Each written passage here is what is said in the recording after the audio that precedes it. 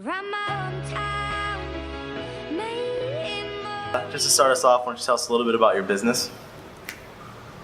Well, we're the Ocelot print shop, and we're a community print shop that we open our doors to people to come in and use the space with a little bit of introduction to our processes before we just turn them loose. But we're here to allow people to print things for themselves.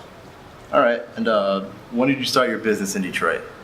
We opened our doors last June 1st was our opening, and spent a good year and a half, 2 years beforehand, sort of pulling the ideas together and making sure we could do it. All right, why Detroit versus the suburbs?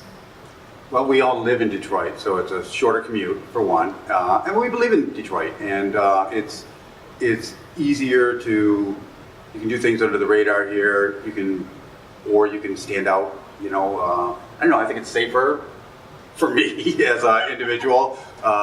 Detroit versus suburbs, I think that there's more, I don't know, I get a little slight rash when I get in the suburbs, We're at home here. Yeah. This is where we live. Yeah. This is where our friends are. This is where we work. This is where we shop. And we have lots of connections here. And part of our goal is to make connections. Okay. And what have some of your challenges been for your business here? Well, we're very new, and so as any new business, it's a challenge to figure out how you get to the point where you're completely sustainable and, just figuring out the numbers, figuring out the money, figuring out. We know what we want, and we're completely clear on our vision. We just gotta. Yeah, but banging our own drum and things like that sometimes has been, and outreach has been a problem. But I think that's just common to all small businesses that are first starting. Yeah, I don't think anything specific to Detroit. No, per se. no. Right. And what impact has the Detroit name had on your business? Like when you tell someone we're from Detroit? I think people are into it. Honestly, I think people are. I've been here for a long time, and I can't ever remember people not from here being so accepting of here.